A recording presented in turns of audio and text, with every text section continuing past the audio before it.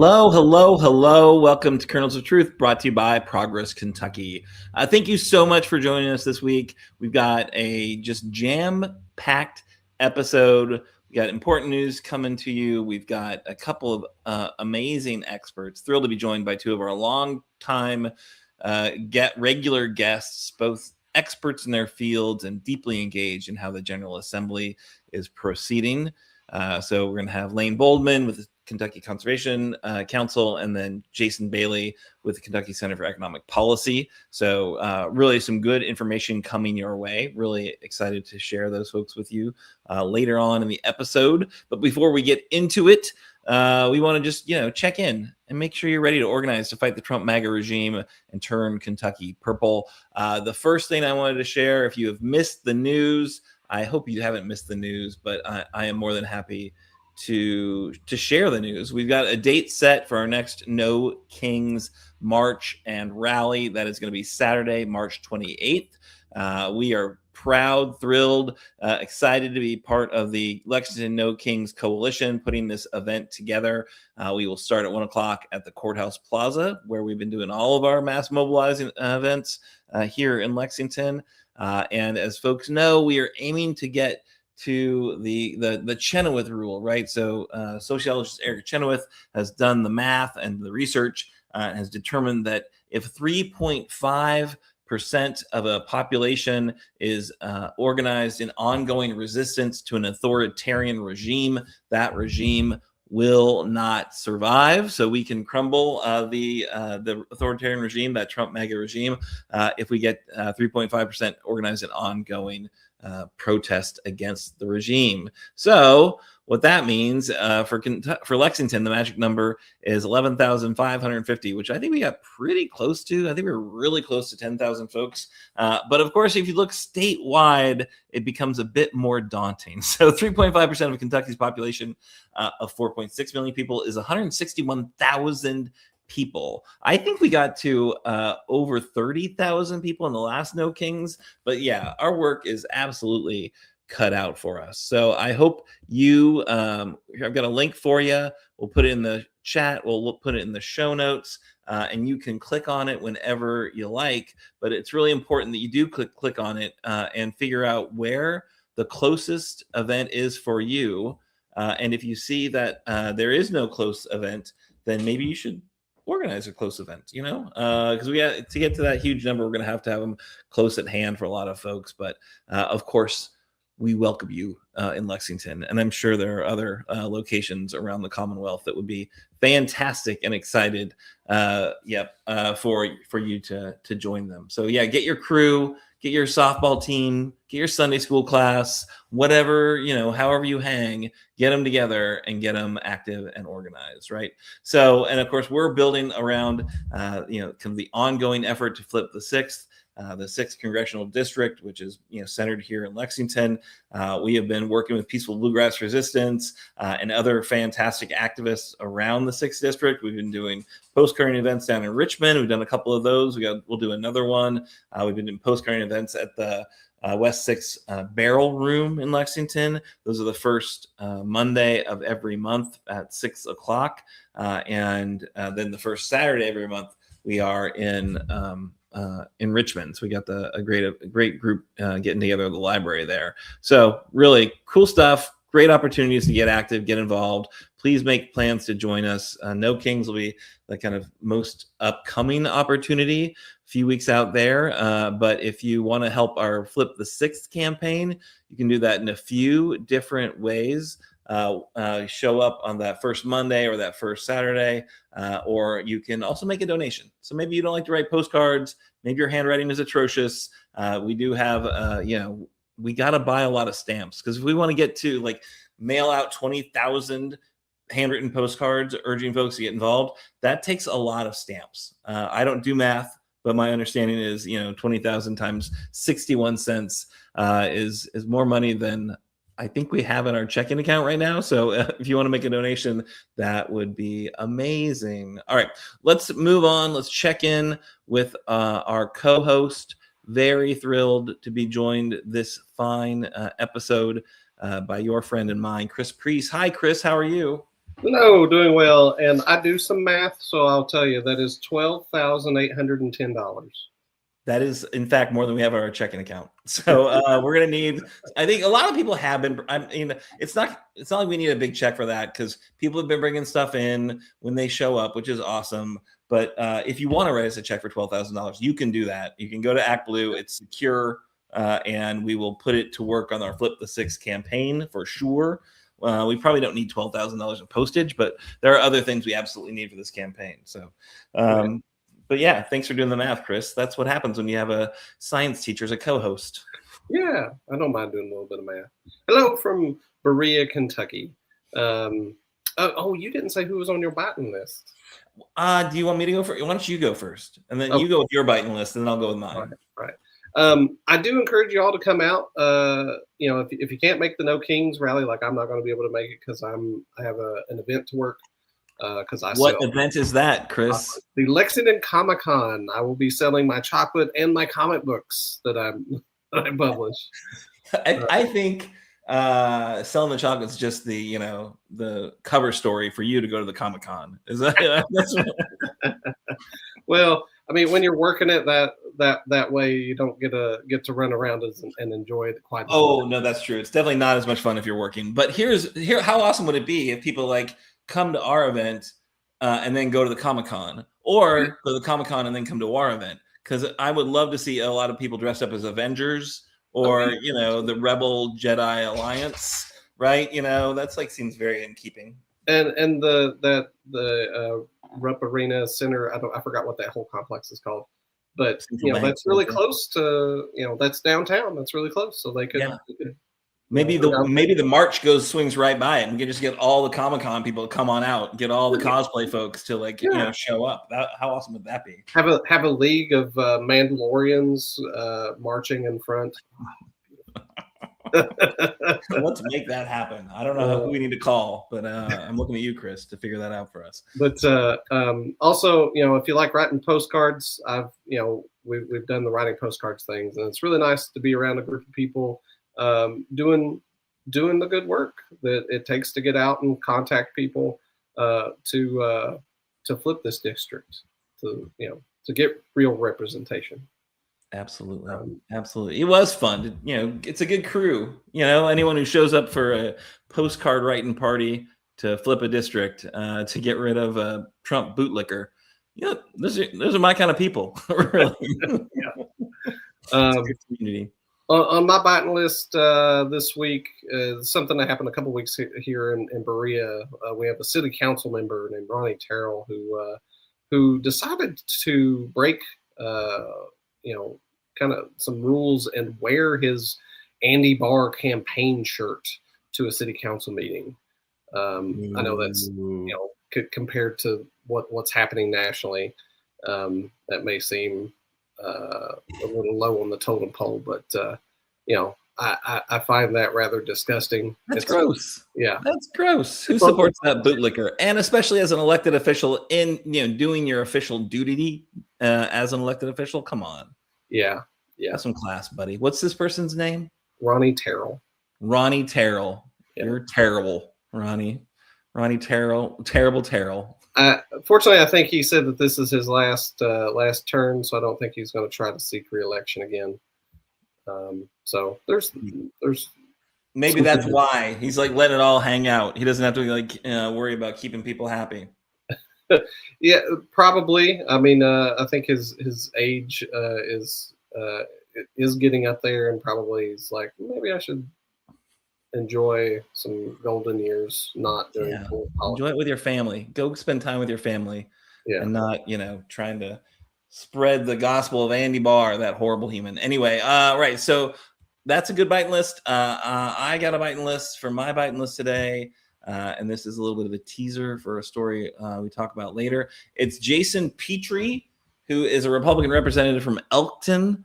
He is the author of HB 900, which HB 900 passed the House. It puts $800 million over the next 2 years to one-time spending, but the bill is literally one page long, and it does not describe at all the one-time spending. It's here we go, $800 million, let's do it. And they passed it. Like, yeah, that seems good. That seems like good, above board politicking right there. Yeah, so it just seems like ridiculous. And again, this super duper majority that can get done whatever they want to get done without having to explain themselves to anyone, and certainly not having following the rules and the laws about how you pass legislation. Really, just problematic in my eyes. So Jason Petrie, you win. You are on my biting list this week. All right, so that's the biting list. Now we get to do news of the week. You want to do some news of the week? Yeah, sounds good. We got a few. We didn't do all the news of the week. There's a lot of stories. We just picked a few because, I mean, we know you only have a limited amount of time with us, and we don't want to overextend you. But yeah, let's do news of the week. All right, so I think, am I doing the first story? Is that what's happening? Yeah. Thank you. Where is that run a show? All right, so this is a bummer of a story, honestly, folks. We are right now in a illegal regime change war of choice, and there were a lot of stories, kind of initially, that a bunch of the 6 soldiers that died had a connection to Kentucky. That turns out to not actually have been accurate, but this unfortunately, this 7th casualty is in fact from Kentucky. This story comes to us from the Kentucky Lantern, and the 7th soldier who died in combat in the ongoing Iran war is from Kentucky. His name is Sergeant Benjamin Pennington. He was 26 years old, Glendale, Hardin County. And he was at the Prince Sultan Air Base in Saudi Arabia, and sustained injuries during an Iranian attack on the air base. The release from the Pentagon states that Pennington was assigned to the U.S. Army Space and Missile Defense Command, serving in the 1st Space Battalion, 1st Space Brigade in Fort Carson, Colorado.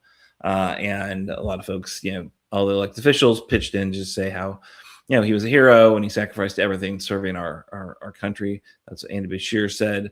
And then Mitch McConnell issued a statement stating in part that his death is an awful reminder of the cost of Tehran's decades-long war against American service members. That's one way of putting it. The Pentagon also announced that the 46-year-old Major Sorfleet Davis of Cambria Heights, Queens, died Friday from a non-combat related incident at Camp Bahring in Kuwait. So we're absolutely having some casualties, and this is, I guess, if you listen to Trump, it's just the price of doing this, right? Getting into this illegal regime change war of choice. I just think it's just really sad, and I'm sorry for Sergeant Pennington's family and all who knew him, and I hope that his memory is a blessing. So it's a bummer that this is where we are, and that they're calling it a war. Everyone's calling it a war, but it's not actually been a war that has been brought to Congress to approve, and the Constitution's pretty clear about who can do that, and it's not our Mad King, Trump, just declaring it on his own. It has to be approved by Congress, and that's not where we are right now. So, bummer of a story. Sorry to start the show with some bad news, but I think it is important that we memorialize and just make sure everyone knows that that's the Kentucky's paying a cost for this war, pretty much right out of the gates. All right, Chris, you got better news for us? I hope you do. I do. Well, yeah, one story is better. The other is like, let's raise some cane. Oh, it's a twofer. We got a twofer on this story. This is exciting. So let's hear. What do you got, Chris? So first of all, our dear leader, and I use that because Kim Jong-un from North Korea likes to be called dear leader, and we know Donald Trump wants to be a little dictator. Anyway, he was, maybe still is, in Kentucky. He's visiting Boone County, specifically Hebron, and we know what this is about. We have a a wonderful representative in one aspect at least, going after Trump over the Epstein files. And so Trump has endorsed Thomas Massey's opponent, whose name is Ed Gallerin, Gallerin, you know, who was a former Navy SEAL from Shelby County. Oh, so I suspect that that Trump is here to give some rah-rah little talk to some Kentuckians and try to get some money for Ed to beat Massey. I'm on the TikTok.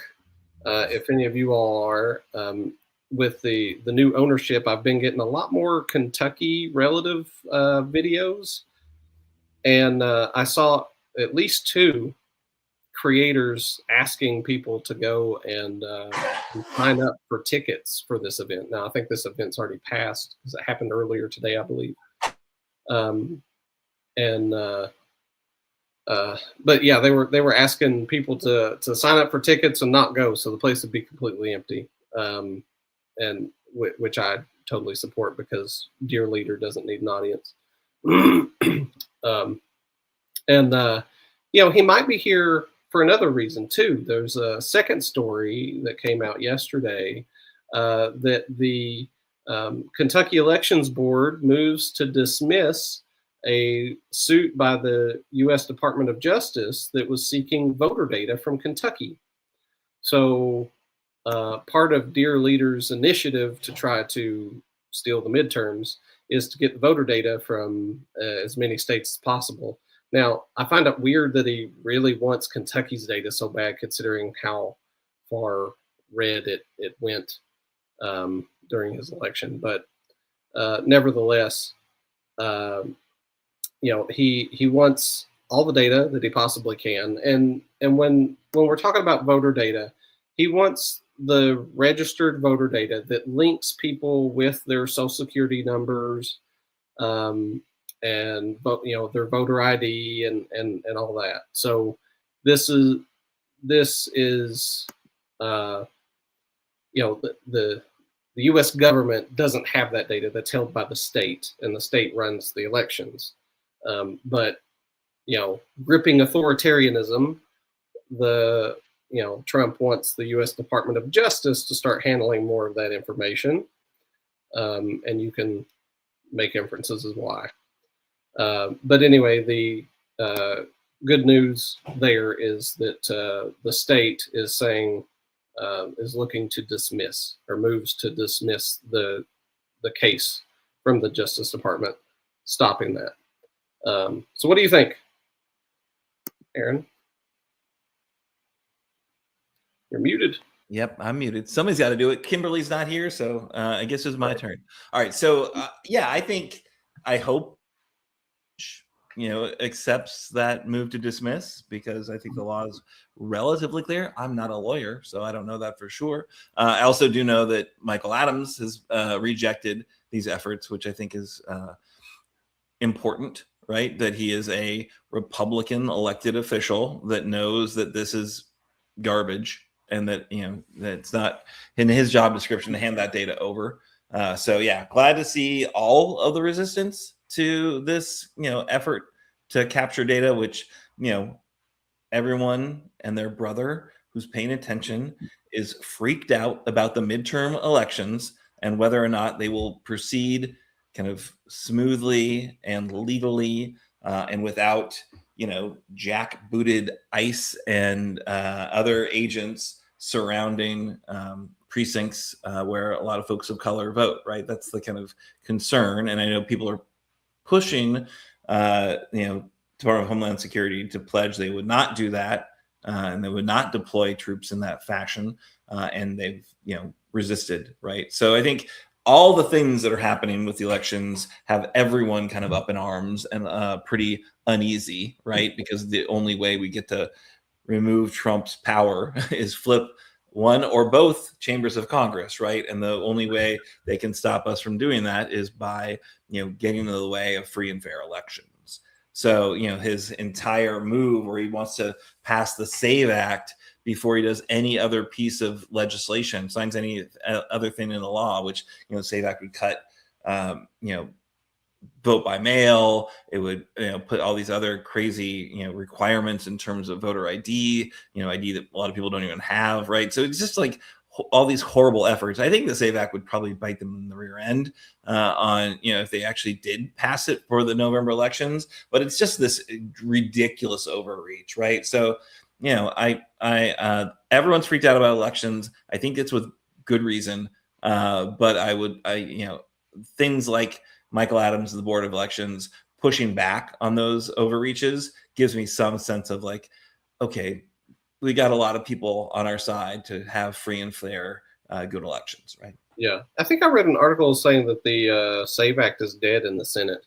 Yeah, the senators are like, no, we're not doing this. This is not smart for us politically. We are not going to move. Thune has been pretty clear. The question is, does, as you say, dear leader, accept reality? Does he accept political reality, or does he because he likes to make his own political reality? And that's what I think you see the history of this term, especially. He's not one who listens to folks who say, no, you can't do that. He just kind of bulldozes through. So we'll right. See. And the like cartoonishness, like evil part of this, I'm going to bring something else that I read about yesterday or today, that Trump gave Marco Rubio a pair of shoes that don't fit his feet, but he's so terrified of Trump that he still wears them, and they're like too big. And so it's like took a picture of how big these shoes are, like so much space between his like ankle and the shoe, and I'm just like, this is cartoonish level of sideshow Marco. Yeah, crazy. They're an odd group. There's an odd dynamic. All right, so we should get moving on because that's news of the week. We've got a few important things to move to. Most immediately, very thrilled to be joined once again. Lane's been on. She was just on 2 months ago, so kind of at the top of the session. We checked in with Lane about what was going down in Frankfurt, what she anticipated happening, and now we're going to check in a little more real time. What's going on? What's moving? And what do we need to be worried about? So Lane Boldman with the Kentucky Conservation Committee, which I always forget what the name of the organization is. I keep wanting to make it into a council. I'm sorry about that, Lane. I should remember. At this point, you've been on the show enough times, and I know you well enough that it's not a council, it's a committee, obviously. Sorry. No worries. Tell us what's going on. Where are the big bills? I think there's a couple bills that everyone's been paying, or people have been paying attention to. Not everyone, because I think in fact most people have no idea that Frankfurt's even in session and what they're doing. But our audience probably have heard a little bit about a couple of these bills. So give us the updates. Yeah, maybe so. Well, I tell you, it's interesting because we're in day 45 of a 60-day session, and it was pretty slow at the beginning of this. It doesn't feel like I was just on fairly recently because, of course, time lag in the legislature, it just goes on forever. And there weren't too many super irritating bills on the environmental spectrum. Our organization monitors the environmental space. And we've been around since 1975. So far, we have been reading through all the bills, which there are thousands, and we have a hot list of about 300. So that keeps us up pretty late at night. But last week was interesting. Last week was the last week that lawmakers could file bills. And on Monday at 4 p.m., after the phone lines were closed, that was the last day to file Senate bills. And I was listening to the proceedings, as I always do every night and afternoon. And I suddenly heard Senator Smith announced a House Bill 8 being filed. And I thought, well, that's rather interesting because there's 900 bills out there. and how do you get number 8? And how do you get to number 8 on the last day of the session? And I have a legal partner I work with, Randy Strobo, and I said, we have to wait till this shows up because it hadn't been posted on the website yet. Nobody had seen it. And it takes them a long time to get this stuff up on the public website, and especially on the last day of bill filings, because they're uploading all sorts of bills. So I said, this has got to be bad. So it pops up at 9:30 at night, and I wasn't waiting. I had already alerted a bunch of our allied groups that there's something bad coming, and stand by. And we'll get you a summary as quick as we can. It has something to do with the Public Service Commission. And so when it showed up, it was pretty bad. It was a bill basically eviscerating some of the public rights to bring cases before the Public Service Commission, which addresses your utilities, and it had in it requires an intervening party in a PSC case to demonstrate a special and unique interest by clear and convincing evidence. And then in cases where the Attorney General intervenes, it must be the sole advocate for residential customers. No other organizations can represent residential customers. If the AG is taking part in the proceeding? So that was pretty horrible. Yeah. So we stayed up most of the night, got the summaries written up, sent them out to a bunch of our allied groups. They got them at like 5 a.m. Tuesday morning. And then it was a scramble. So for 2 days, Tuesday and Wednesday, all these organizations got the word out, and there was a hearing on this bill almost immediately. It was on Thursday. So fast action, had people working with the media and working on alternatives and working on some way to fix the bill. And we did manage to get an amendment put in that isn't bad. So I don't want to say the bill is fixed. The bill is better. Yeah. We took it from strong oppose to oppose. But so can you take one step back and explain why what it initially did was a problem? Well, because really know what the PSC is, and they're really, they're not really following in detail, proceedings and why proceedings matter. And what's an intervener? I don't even know. Tell me what an intervener is. I think the main thing is that citizens groups, nonprofits. There's a lot of nonprofits we partner with, and there is a coalition of several nonprofits that file to be an intervener in a case. So, in other words, they are wanting to be legally heard to advocate for the public. They're nonprofits. They don't have any other issue than trying to represent the public, right? And they want the ability to introduce evidence and prove that what the utilities may be asking for may not be in their best interest. And so we've had actually a very effective coalition of 4 to 5 different nonprofits at various times testifying before the PSC to make sure that your rates are in fact the lowest, and that the utilities aren't spending money that they shouldn't spend on your behalf. And they've actually had actions that have done a lot of savings for the customers. Now my organization does not intervene. Since we work so closely with the legislature and state government, we stay out of that to allow lawmakers to be a little more candid with us, because they're not always candid with people that are suing them or testifying against them. But it would have restricted a whole bunch of the groups we work with to be able to present evidence in ways that are for the benefit of the public. And so this was a pretty horrible bill from where the environmental community stands. All right. And then you made some revisions, though. You made some changes. Where does it stand now? It's better, but it did pass the Senate. They did pass it through. So it is in the House right now. So we do still need people to talk about this. It's Senate Bill 8.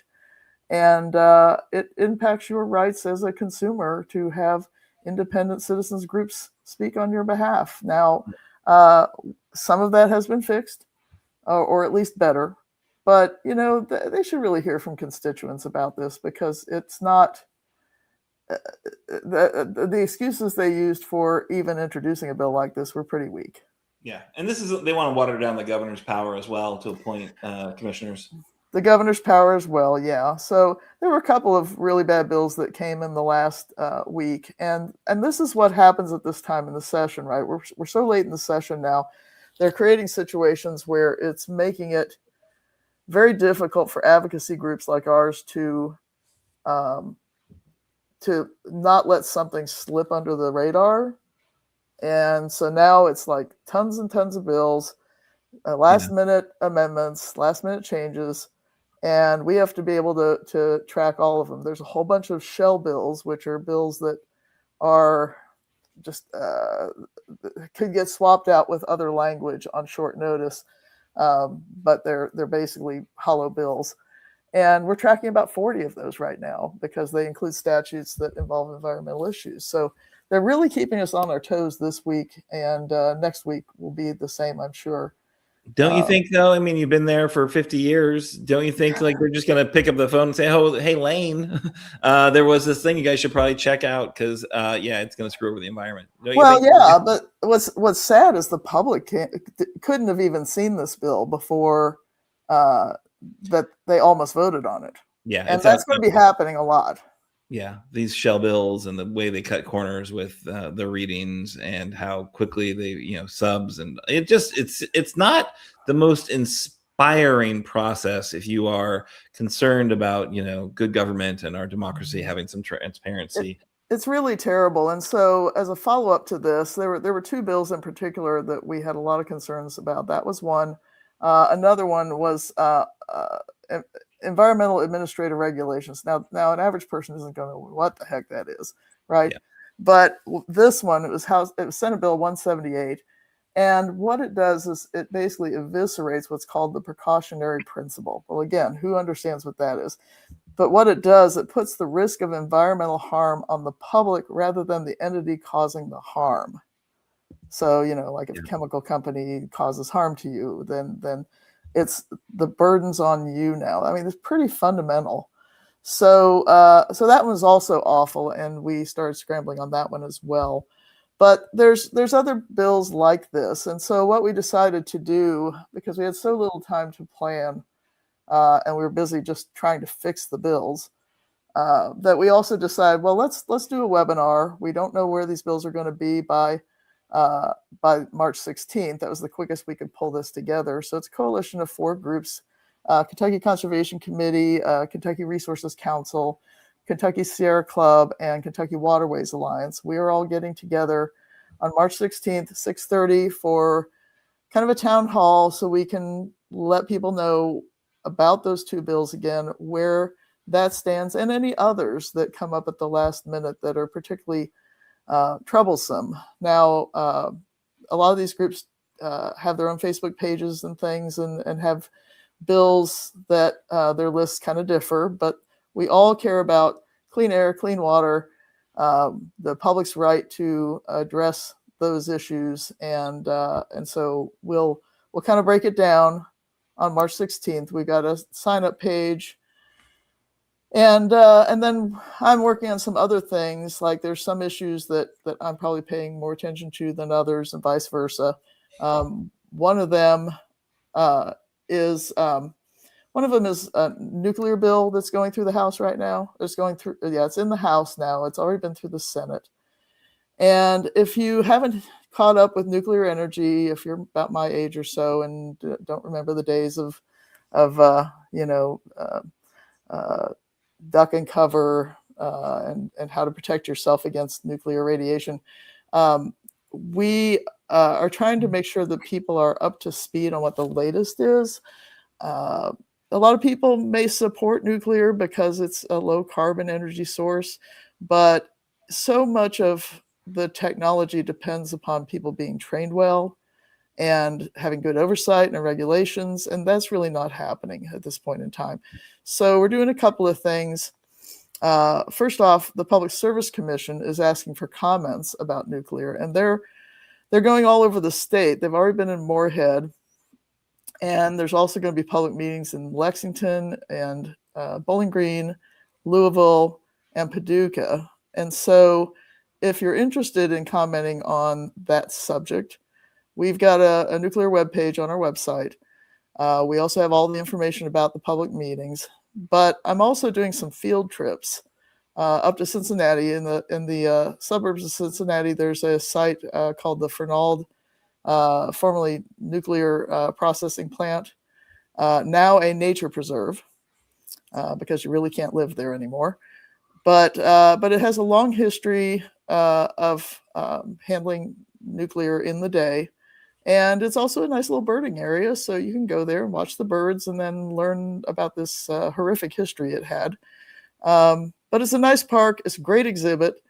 And we're using the weekends to just invite anyone who wants to do a field trip with us. We'll help drive and carpool, and we'll go up to Cincinnati, and we'll do a tour of the site. And I can tell you some stories about that, because I actually used to live not far from that. So it will help get you educated about the latest with nuclear, and then prepare you for the public meetings if you're interested in that. And so if you plan on going to the public meetings, we'd love to know that as well.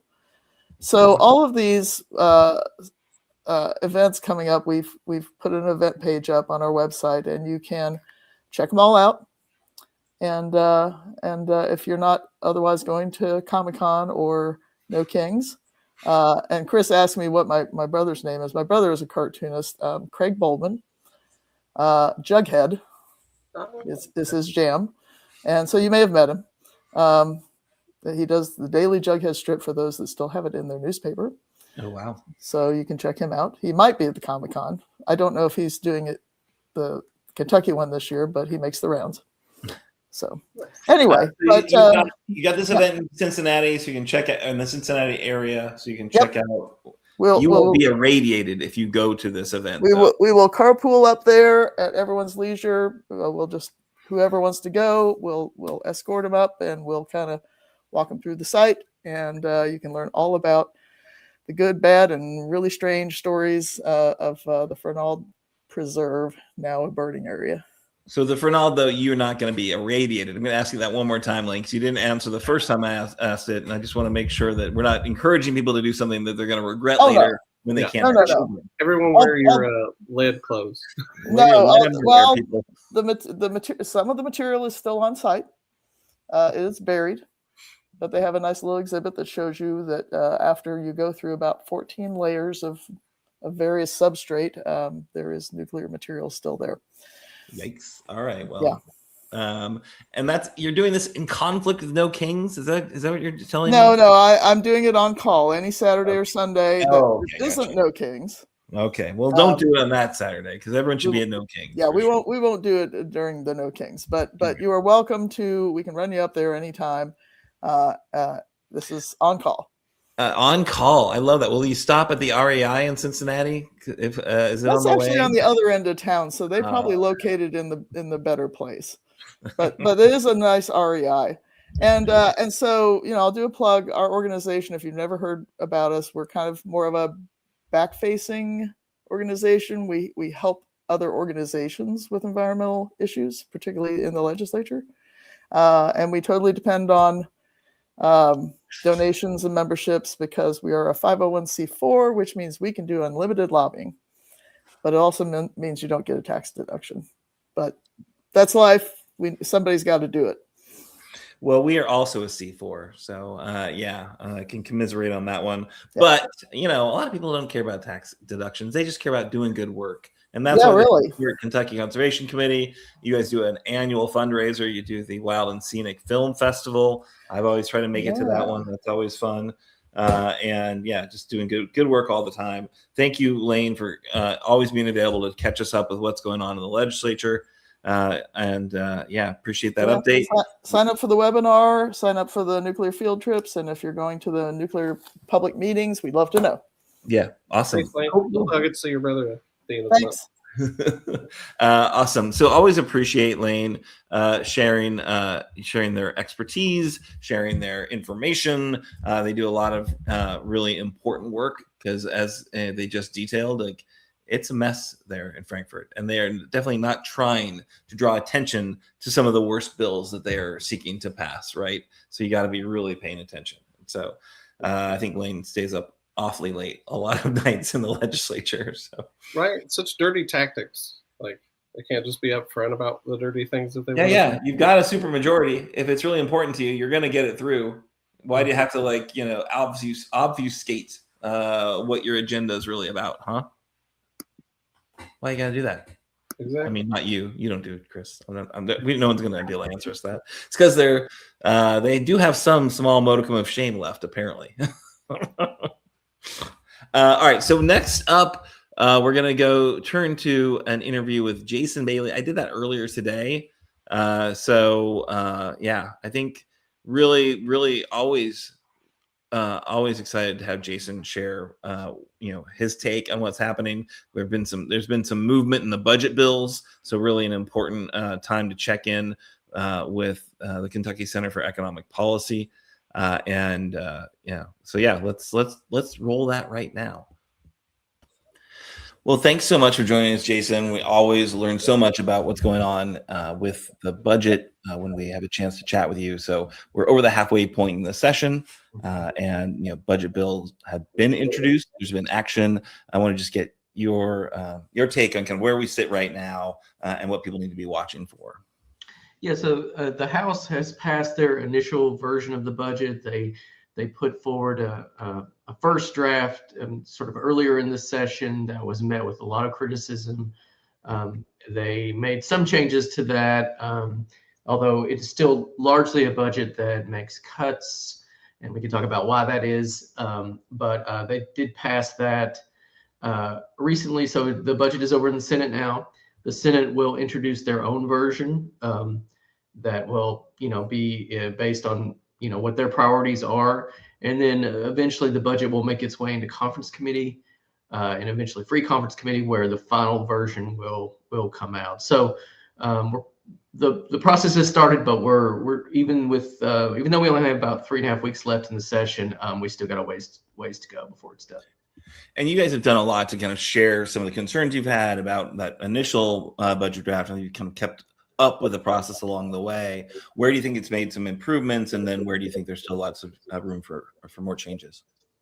Well, the first draft of the budget had some really startling cuts. I mean, in particular, the one that got the most attention was a cut to employee health insurance. So every teacher, bus driver, state employee, upwards of 300,000 Kentuckians who are in the Kentucky Employees Health Plan would receive a massive cut in or increase in their premiums and other costs in their health insurance plan, about a 78% increase on average. Well, that created a firestorm, no doubt about it. Thousands of Kentuckians contacted their lawmakers, and they had no choice but to fix that. So in other parts of the budget, it was very austere, lots of cuts. There are 7% cuts to many state agencies that have been cut over and over again for the last going on 20 years now. But they continue to be cut in this new version of the budget.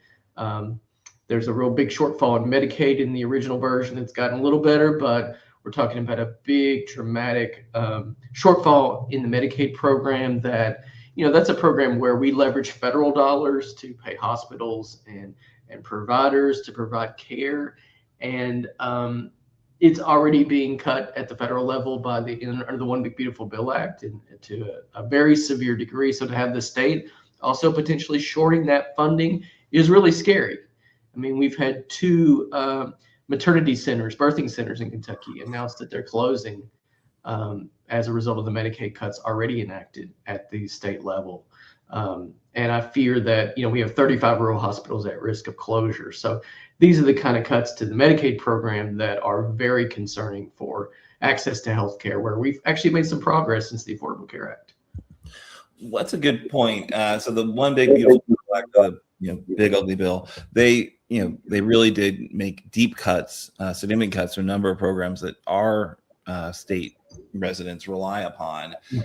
And it seemed pretty clear at the time that our legislature wasn't interested in backfilling any of those cuts. What would you say about those 35 rural hospitals that are at risk? Is there anything happening in the budget here in Kentucky to help shore up those hospitals? Not at all. In fact, what is happening right now in the House version is we're not even funding Medicaid at the level that is necessary for the current funding of Medicaid, much less backfill any of the cuts that are coming out of Congress. And another major piece of legislation is moving, House Bill 2, which introduces new red tape to people who are on the Medicaid program that goes beyond what the HR 1 requires in Congress. Actually goes beyond that. So even more people are likely to lose health care over the next few years because of if that passes. It also costs a bunch of money to implement all that red tape, and it's not funded in the budget either. So that's going to make the problem worse. Not only people are going to lose health care, but those providers are going to lose payments when people can't go get their chronic conditions treated. But not only does the budget not step up to deal with those challenges, it actually, if enacted, what we're currently looking at between the budget and House Bill 2 would make the problem substantially worse. And what about SNAP? I know that was another program that took a pretty big hit. I know in the kind of immediate aftermath, the state stepped up and spent some additional money, to help out food banks, not necessarily putting money into SNAP directly. But what's the status of that program in the budget? So the original version of the House budget did not fund the additional administrative costs that the One Big Beautiful Bill forces states to pay. The new version does make that payment, so good to see that in there now. It doesn't make a contingency as to whether we may have to put more money in for the program costs, which is kind of a complicated issue, but it doesn't do that. I will say it's not as severe a shortfall as we're seeing in Medicaid in the current version of the budget. But what we're going to see, and we're already starting to see, is people lose SNAP benefits because of that, particularly in rural areas that have high unemployment, few job opportunities. We're going to see people begin to lose their SNAP benefits, and again, it's going to have that cascading effect. You're going to have more people hungry. You're obviously going to have rural grocery stores that are at risk because it's a major revenue source. So again, no stepping up. The governor had proposed some additional money for food banks in his budget. That's not in here in the House version. Is there anything that we spent some time talking about the governor's budget when he announced it, and what are we seeing in terms of uptake of his priorities? Things like pre-K for all, and other he had some significant funding programs that he wanted to kind of bolster.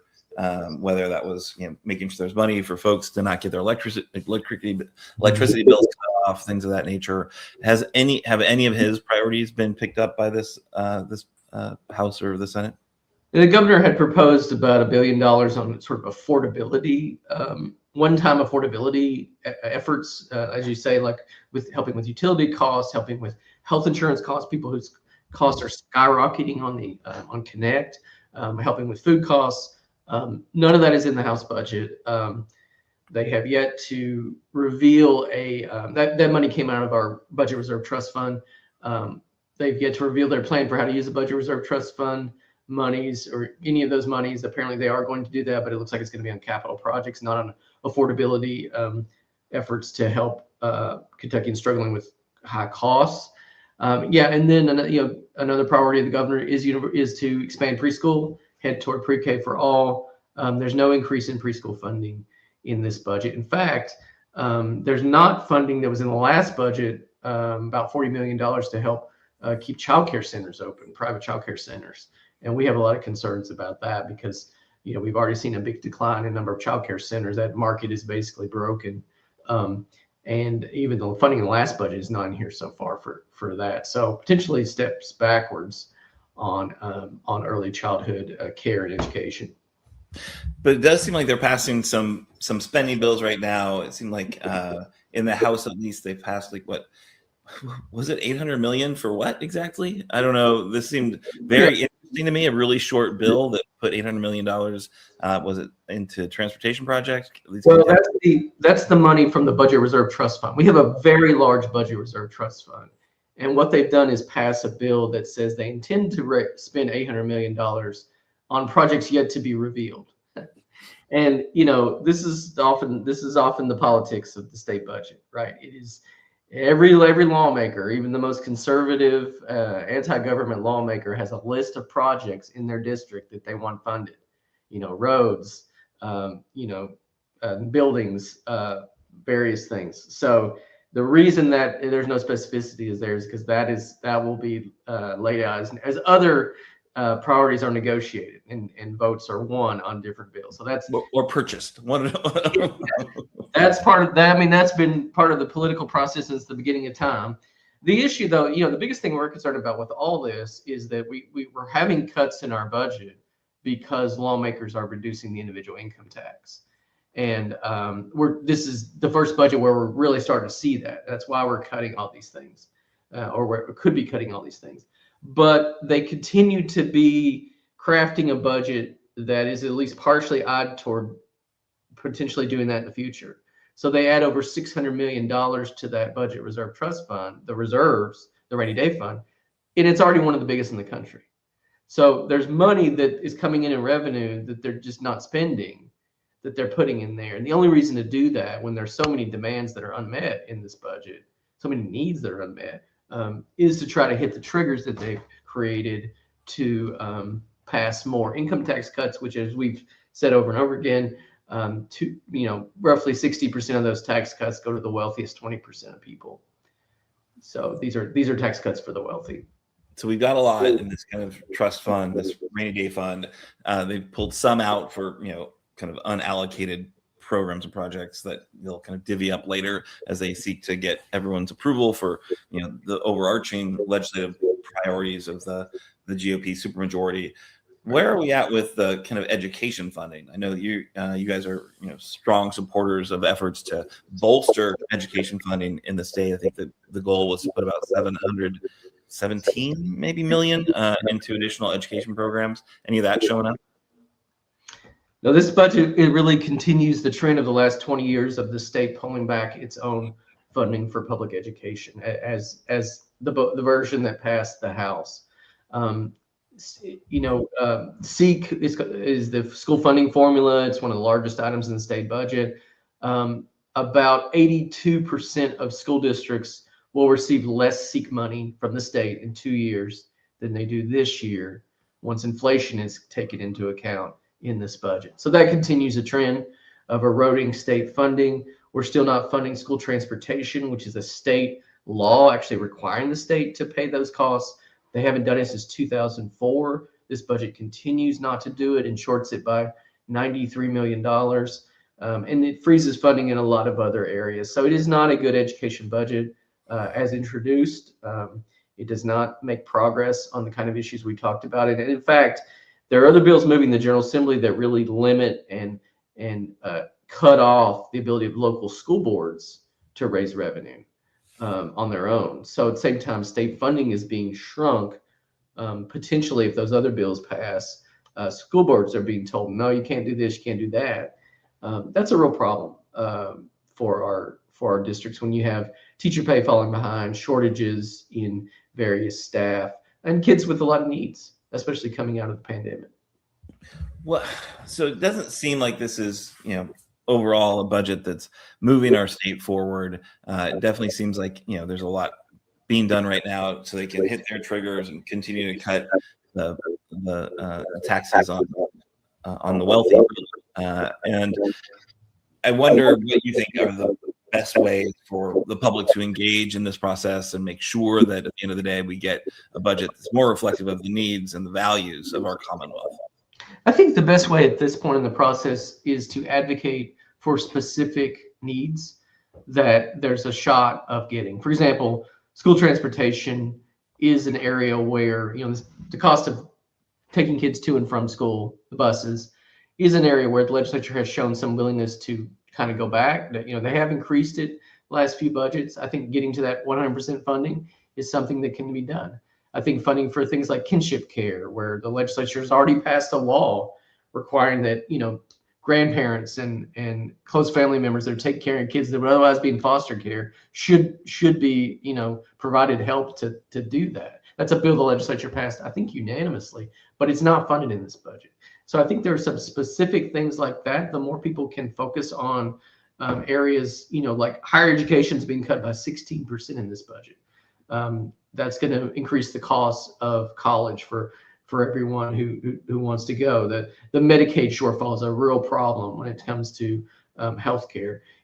People can focus on those specific things that they know about or care about, and it will make that budget better. And it has the secondary benefit of making more tax cuts for the wealthy less likely the more that we put some good things in that budget, which means the next budget won't have as many problems, right? Because otherwise we're continuing this downward spiral, right. Of reducing our largest revenue source, having less the next time we do the budget, and that process continuing until, we've really decimated some of the core institutions we need to make a more prosperous and fair Commonwealth. It does seem there's an ideology kind of driving this process, right?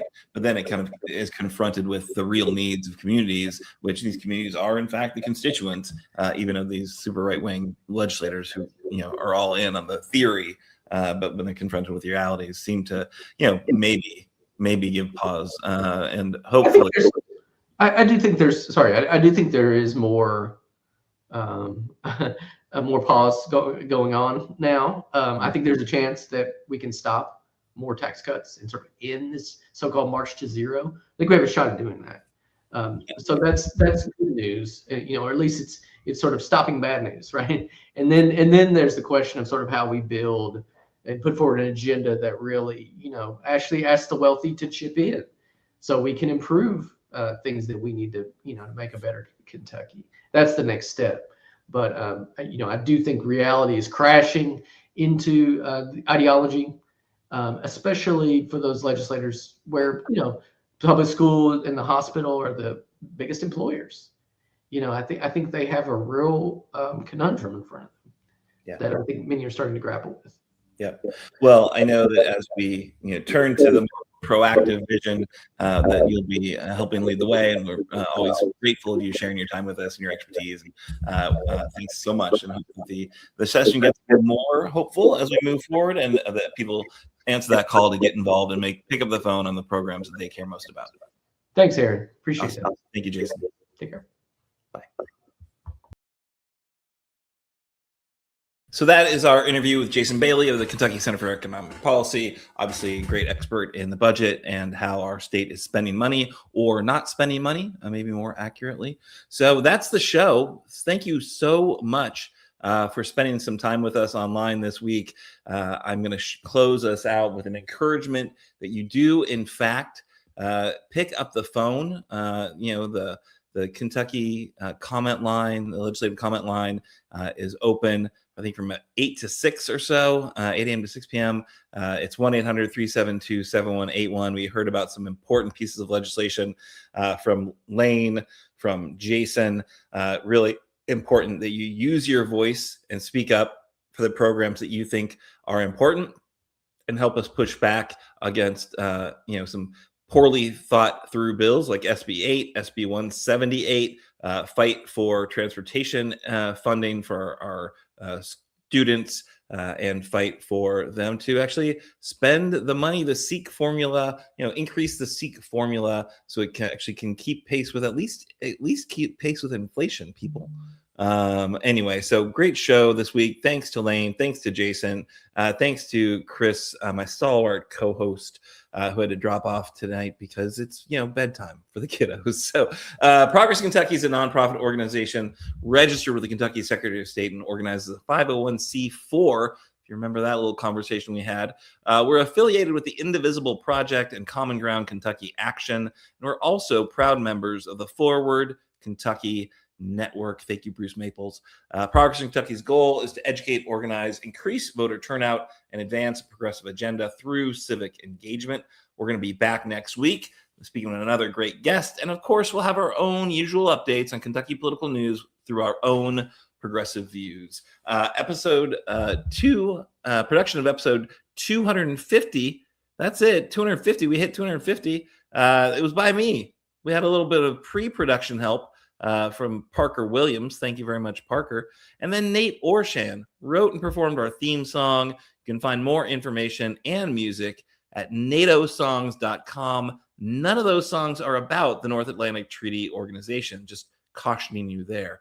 If you missed our weekly live stream on Facebook or YouTube, we got audio podcasts for you with our show notes, and they're available they're on Apple, they're on we're back on Spotify because they dropped their ICE ads, so way to go Spotify, and wherever else you get your podcasts. So if you do listen to the pod, please leave us a 5-star review wherever you are listening right now. Help us break through those stupid algorithms. And thank you so much for joining Kernels of Truth. I will say this. I forgot to set the outro, so I'm going to need to do that right now. And then we're going to listen to fantastic music from our friend